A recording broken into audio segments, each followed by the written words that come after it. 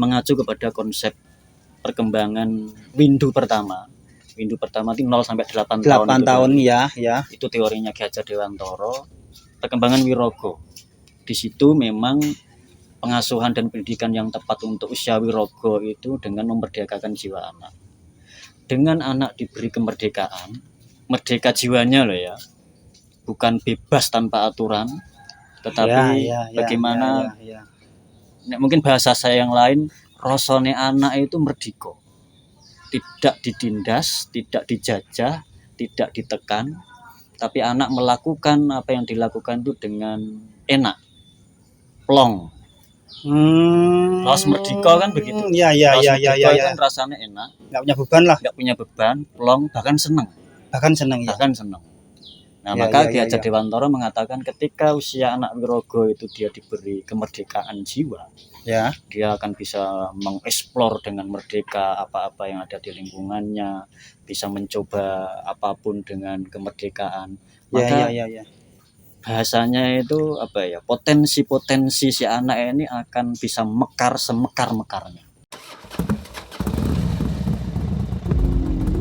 Aku akan terus berjalan, merangkum setiap kisah yang ketemu.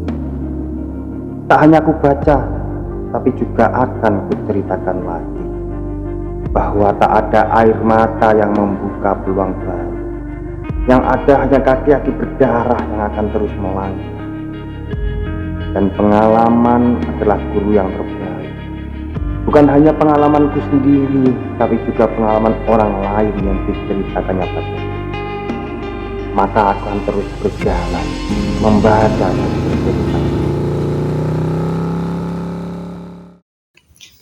Oke, hari ini saya berada di Sekolah Alam Ramadhani, dan kebetulan saya ditemani oleh pengelola sekolahnya, sekolah alam ini ya, sekaligus Pak dosen Sunarno. Saya baru ketemu hari ini. Sebenarnya nggak enak juga nyebut Pak Sunarno, itu nggak enak soalnya Cik Nom. Mas Narno. Tapi gini, yang menarik dari Mas Nano ini gini, di sela-sela kesibukan beliau untuk ngajar sebagai dosen, masih aktif ya? Masih aktif sebagai dosen, terus pengelola sekolah alam ini, tapi beliau masih menyempatkan waktu untuk menulis buku. Nah, kalau butuh ceritanya nih Mas Nano, ini ceritanya kok jenengan kok menyempatkan menulis buku, ya alasannya apa? Oke, sebenarnya ini karena mungkin saya menyebutnya ketelatenan saya. Wah, iya, oke. Ketelatenan saya karena banyak menganggur. Telatennya karena banyak menganggur. Oke. Banyak waktu luang. Karena banyak waktu luang. itu alasan saja sebenarnya. Jadi ketelatenan saya ketika misalkan ada satu peristiwa pada anak-anak saya, kemudian ketika ada perkembangan yang menurut saya perlu dituliskan, didokumentasikan, itu saya tulis gitu. Jadi ketelatennya lebih ke situ. Dan sebenarnya tulisan-tulisan itu juga saya posting ke akun Instagram saya. Ya, nanti kita sepil-sepil ya Instagramnya Pak dosen ini apa nanti ya di belakang.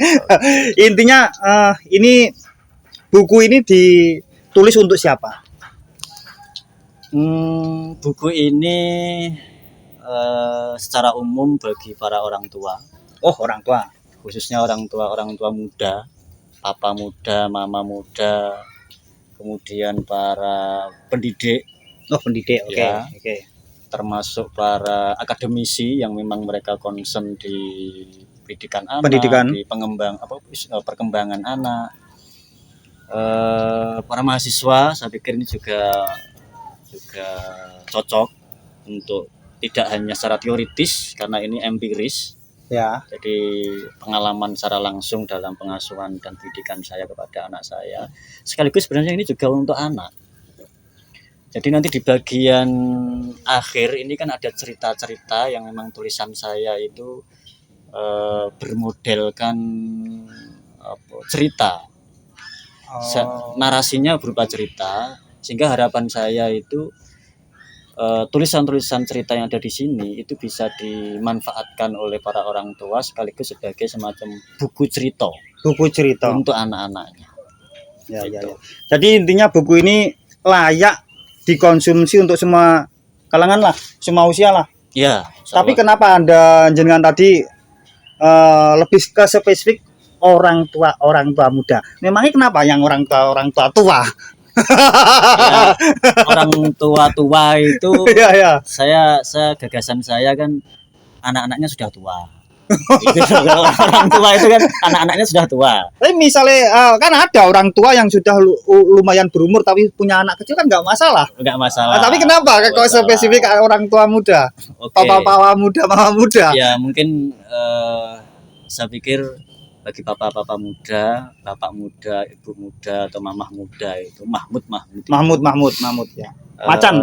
Ya mereka relatif anak-anaknya kan paling enggak seusia Majid. Seusia Ya, anak saya. gitu. Ya. Karena ya, ini ya. memang catatan usia Majid di usia Wirogo. Usia Wirogo itu kalau menurut Ki Hajar Dewantara usia perkembangan 0 sampai 8 tahun. Ada 4 fase. Golden Egg itu ya, masih masuk itu ya. Age. Golden Egg. Aku nggak bisa bahasa Inggris. Secara singkat saja. Buku ini tentang apa? Metode kah atau apa ini? Metode sebenarnya secara praktis nanti bisa dinikmati di catatan-catatan cerita-cerita perkembangannya Majid atau peristiwa-peristiwa sama Majid. Di situ ada semacam metode praktisnya ya.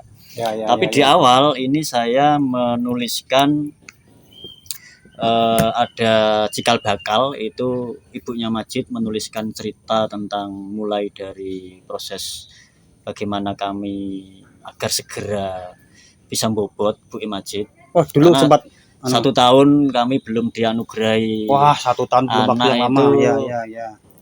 Ya, mungkin pikirannya serakal karuan ya. Ya. Kemudian segala upaya kami lakukan, termasuk baik medis maupun non medis, alternatif ya. kami tempuh. Kemudian Bu Majid cerita bagaimana ketika mengandung. Di sini ada di cikal bakal itu di awal itu. Kemudian ketika lahir diberi nama Majid Panjalu. Di situ ada teman saya dulu yang sekarang sudah almarhum. Mereka mencoba untuk memaknai nama Majid Panjalu itu bagaimana filosofinya, sekaligus ada tulisan saya tentang raos bapak. Di situ saya menuliskan ya bagaimana rasanya saya sebagai bapak anyaran di dalam menghayati sebagai seorang bapak, sehingga muncul beberapa rasa di situ. Saya tulis di situ. Oke, menarik ini buku kayaknya menarik dan aneh apa enggak ya ini? Di sini ada tulisan di belakangnya itu highly recommended. Jadi mungkin bapak-bapak, mama-mama muda, bapak-bapak muda yang punya anak masih kecil atau mungkin belum punya momongan, mungkin di sini ada nanti bisa membeli ini buku ini. Kayaknya bakal menarik. Nah, gini Pak dosen. Ya. Sehari-harian jenengan ngajar psikologi. Jenengan masukkan nggak psikologi di buku ini? Apa ya namanya? Istilah gimana ya? Jenengan masukkan nggak apa lerengan? Teori atau sejenis itulah pokoknya. Itu di sini ada nggak? Sebenarnya justru buku ini sangat psikologis banget. Meskipun saya tidak mengutip teori-teori psikologi barat, teori-teori barat kampusan, tetapi ini semacam menjadi sebuah pengetahuan refleksi saya dari teori-teori psikologi barat, kemudian dari pendidikan, bagaimana mendidik berdasarkan Islam, maupun dari kearifan lokal Ki Hajar Dewantara dan Ki Ageng Surya Mentara. Jadi dari situ coba saya ramu karena kebutuhan saya untuk ngasuh didik anak secara tepat. Ya. maka ketemulah sebuah pengasuhan dan pendidikan yang memerdekakan jiwa anak. Jadi sebenarnya saya sangat psikologis banget. Memerdekakan jiwa anak. Ya. Ini kan judulnya Anak Merdeka. Alasannya memilih judul Anak Merdeka? Alasannya saya merujuk. Apakah ada hubungannya dengan pola kita mendidik mereka? Oh iya. Oh gitu. Iya. Ya. Mungkin bisa diceritakan. Jadi ada alasan Anak Merdeka ini mengacu kepada konsep perkembangan windu pertama. Windu pertama itu 0 sampai 8 tahun. 8 tahun ya. Itu teorinya Ki Hajar Dewantara. Perkembangan Wirogo. Di situ memang pengasuhan dan pendidikan yang tepat untuk usia Wirogo itu dengan memerdekakan jiwa anak. Dengan anak diberi kemerdekaan, merdeka jiwanya loh ya.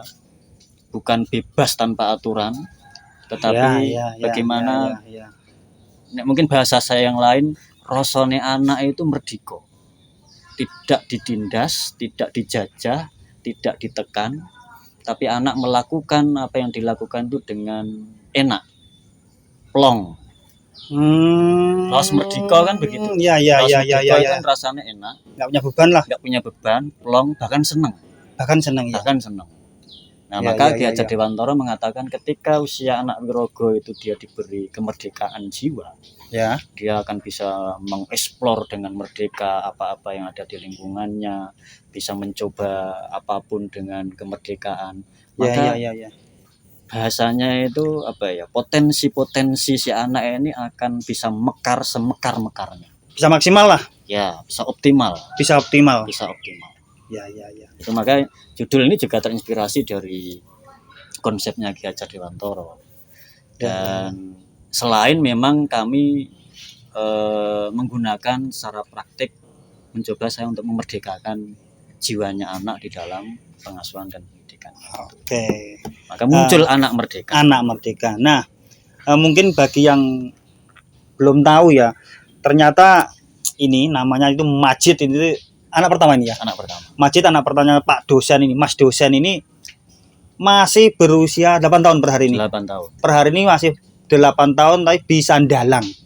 Nah, mungkin ada nggak hubungannya dengan buku ini?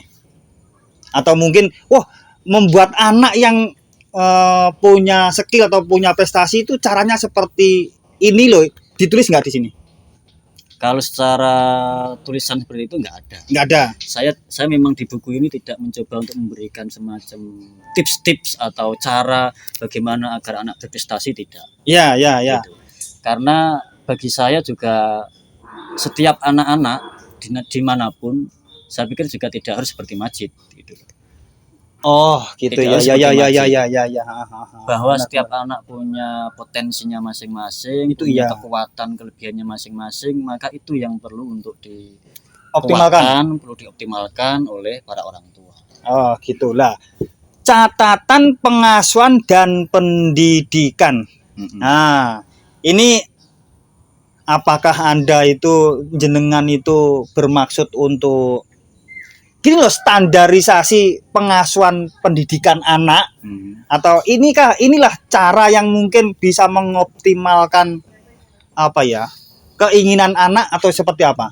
Atau mungkin ini sebagai kritik untuk orang tua di luar sana, atau mungkin pendidik-pendidik di luar sana? Oke, pengasuhan dan pendidikan. Bagi kami, ini semacam kami memberikan alternatif, alternatif tawaran pengasuhan dan pendidikan anak. Apa itu alternatifnya? Memerdekakan jiwa anak, gitu. Bahwa kemudian ketika ada pembaca kemudian merasa terkritiki, merasa dikritik oleh tulisan-tulisan di buku ini karena mungkin ada praktek-praktek yang bertentangan atau mungkin yang berbeda dengan apa yang ada di buku ini yang kami praktekkan. Saya pikir itu menjadi bahan permenungan tersendiri bagi para orang tua yang mungkin bahasanya tadi terkritiki oleh buku ini, gitu. Ya, sebagai bahan permenungan saja, bahwa kemudian terkritiki, dia kemudian merenungkan catatan-catatan ini dengan praktek yang mereka lakukan sendiri kok berlawanan, kok berbeda, Ya. bahwa kemudian hasil dari permenungannya, penghayatannya kemudian memunculkan hal baru dalam pengasuhan, misalkan mencoba untuk juga mempraktekkan ini kepada anak-anak mereka, ya saya pikir itu Ya. buah dari permenungan dan penghayatannya mereka sendiri. Gini loh maksud saya. Apakah dengan jenengan menulis buku ini mungkin dulu terinspirasi pola didiknya mereka itu seperti ini. Terus pola didik saya itu seperti ini.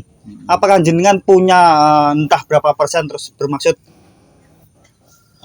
gimana ya? Ya nggak menyalahkan mereka lah, tapi minimal standarisasi atau yang mendekati benar itu seperti ini. Anda merasa seperti itu enggak?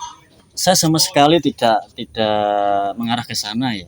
Jadi dengan hadirnya buku ini bukan untuk menyalah-nyalahkan praktek pengasuhan atau pendidikan yang dalam tanda kutip kebetulan berbeda dengan kami. Ya. Atau kami mencoba untuk menawarkan ini loh standar yang tepat atau yang baik. Saya juga bukan seperti itulah. Bukan seperti itu. Jadi ya bahasa saya sederhana. Ini adalah catatan pengasuhan dan pendidikan kami kepada anak kami dengan pendekatan memerdekakan jiwa anak. Yang di belakang dari ini ada konsep besar pemikir kearifan kita Jawa, Ki Hajar Dewantara dan Ki Ageng Surya Mentaram. Maka ya harapan saya sebenarnya cuma sederhana, ini dijadikan sebagai permenungan, bahan permenungan, penghayatan bagi para orang tua, para pendidik yang memiliki anak usia wirogo itu tadi. Ya, usia wirogo. Terus gini, kan jenengan punya atau pengelola dari rumah pendidikan sekolah alam ya? Sekolah alam. Apakah apa yang jenengan tulis ini juga jenengan praktekkan di sekolah alam ini? Ya, jadi sejak awal memang sekolah alam Ramadhani ini juga mengusung konsep pemikiran pendidikannya Ki Hajar Dewantara. Jadi merdeka belajar itu jauh-jauh sejak sekolah alam Ramadhani ini ada, itu sudah kami usung sebenarnya dengan memerdekakan jiwa anak itu. Jadi para guru-guru yang ada di sini itu sudah sangat familiar dengan merdeka belajar. Bentar, nggak saya teruskan dulu. Saya tanya dulu, merdeka belajar itu apa? Merdeka belajar itu apa? Apakah mereka dikasih kesempatan atau sebebas-bebasnya mungkin mau masuk sekolah monggo, nggak monggo? Merdeka belajar itu yang bagaimana? Nah, merdeka belajar saya tadi sudah sedikit mengutip bahwa memerdekakan jiwa itu bukan berarti anak tanpa ada aturan. Iya, benar. Ya. Bebas sebebas-bebasnya. Ya. Mau sakar PDW dan sebagainya, merdeka bukan seperti itu ya. Jadi kalau saya memberikan kayak semacam pembekalan kepada guru-guru Ramadhani, itu ya saya lebih kepada masuk ke jiwanya anak itu. Jadi bagaimana anak-anak termasuk gurunya sebenarnya itu nduweni raos merdika di dalam proses belajar. Bukti maksud saya gini, saya butuh bukti konkretnya seperti apa? Dalam artian merdeka belajar itu seperti apa? Bukti konkretnya misalkan karena di sini kebetulan usianya belajarnya masih TK dan SD. Khususnya yang TK misalkan. Bagaimana anak-anak itu dalam proses belajarnya itu dengan menggunakan apa yang ada di alam sekitar yang ada di sini sebagai proses belajarnya. Sehingga anak-anak tidak harus di ruang kelas. Tidak harus duduk manis. Tetapi mereka bisa mengeksplor dan menjadikan apa-apa yang di sekitar ini sebagai proses bahan belajar. Gitu. Dengan begitu anak-anak ya ketika keluar ruangan gitu kan anak-anak juga sudah akan mengalami semacam rasa yang merdeka kan, lego gitu. Lego. Gini. Kan bagaimanapun juga kan kita berada di sebuah negara yang punya punya aturan. Ketika jenengan mempraktekkan merdeka belajar itu keluar nggak dari kurikulum? Tidak. Itulah tadi sebagai semacam neng Jawa angger-angger. Angger-angger itu apa pagar apa ya batasan. Iya batasan. Jadi Ya. meskipun anak-anak prosesnya dia merdeka, karena dan merdekanya lebih kepada rasa. Oh. Misalkan anak temanya tentang mengenal lingkungan atau Ya. tumbuh-tumbuhan gitu. Ya. Nah justru dengan anak-anak bisa mengeksplor apapun yang ada di sekitar ini, anak-anak bisa belajar secara real, tidak hanya awangan.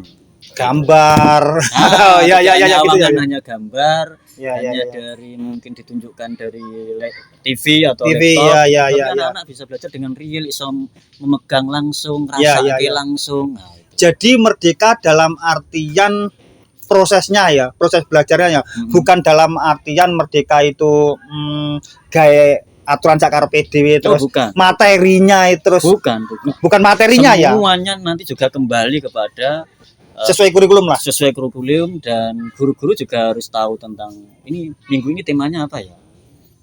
Tetapi dalam proses untuk memahami, untuk mengetahui tema yang minggu itu sedang dia lakukan, itu bisa memanfaatkan seluas-luasnya apa-apa yang ada di sekitaran. Menurut jenengan outputnya beda nggak ketika mengaplikasikan merdeka belajar sama enggak? Outputnya apa? Minimal di proses anak-anak rasanya senang, bergembira. Minimal di prosesnya itu. Tadi saya mengatakan bedanya rasa merdeka dengan rasa terjajah gitu ya, tertekan. Ya. Nah minimal di prosesnya aja sudah berbeda. Kalau output misalnya orang gini, wali murid yang mereka bisa lihat ketika kita mempraktekkan merdeka belajar sama enggak, yang mereka lihat yang bisa membedakan apa? Mereka para orang tua banyak yang mengatakan curiosity-nya si anak menjadi terpancing. Rasa ingin tahunya itu. Ya. Nah, jadi karena prakteknya adalah memberikan kemerdekaan untuk mengeksplor apa-apa yang ada di sekitaran ini, maka yang dirasakan orang tua, wah anakku kok keingintahuannya menjadi tinggi ya. Ketika menyampaikan pertanyaan-pertanyaan juga mereka bertanya dengan merdeka. Tidak.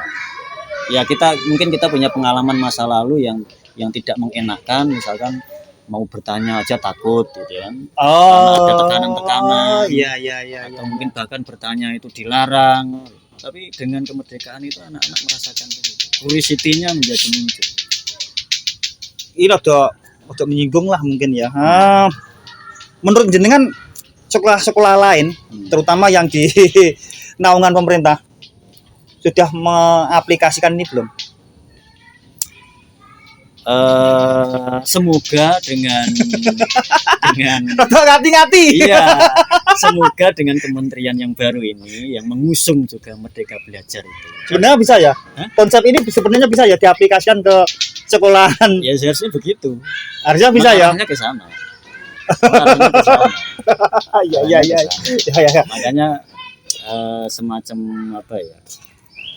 apa yang diusung oleh Kementerian Pendidikan dan Kebudayaan dengan konsep Merdeka Belajar, kampus merdeka, itu kan di situ juga yang sangat kuat adalah bagaimana si siswa atau si mahasiswa itu betul-betul diberikan ruang, dibuka keran itu semua, sehingga mereka betul-betul bisa berkembang secara optimal potensi-potensinya. Jadi intinya buku ini dalam artian gini, membebaskan anak belajar mengeksplor kemampuannya semuanya gitu ya. Ya, tapi mungkin biar tidak salah paham memaknai bebas, karena masyarakat kita itu kan istilah bebas itu kan sudah itu. Ya saya lebih suka menggunakan peristilahan memberikan kemerdekaan. Kepada kemerdekaan dalam proses. Ya, bukan merdeka dalam artian terus sakar PD enggak. Merdeka dalam proses mereka belajar sesuai usianya lah. Ya. Ini gini, misalnya ada seorang orang tua atau pendidik mungkin terus pengen belajar gimana jenengan kok bisa menerapkan kemerdekaan belajar tentang anak itu terbuka nggak sih, Pak dosen? Saya- Gimana, Pak dosen? Saya di sini ini kan juga nunut. Ya. Saya ini juga nunut. Gaya nih. Saya di sini juga nunut. Ya. Tetapi mulai dari gapura depan sana Ya, oke. itu memang tidak ada pintu gerbang. Iya Sehingga sih, nggak ada. terbuka 24 jam siapapun Nggak ada pintu gerbang, nggak ada apa? Oh, sini teralih pagar nggak ada pagar sama sekali, langsung ini. langsung Ya. 24 jam terbuka Untuk siapapun. untuk siapapun Ya. selama Jenengan saya pas tidak ada. tertidur Oh, ya. atau ini Ya. sangat terbuka. Jadi gini, untuk mungkin orang tua ya, orang tua muda atau mungkin pendidik yang pengen sharing, nggih, Pak dosen? Ya. Sharing untuk gimana sih konsep anak merdeka atau memerdekakan belajar, Memerdekakan jiwa anak.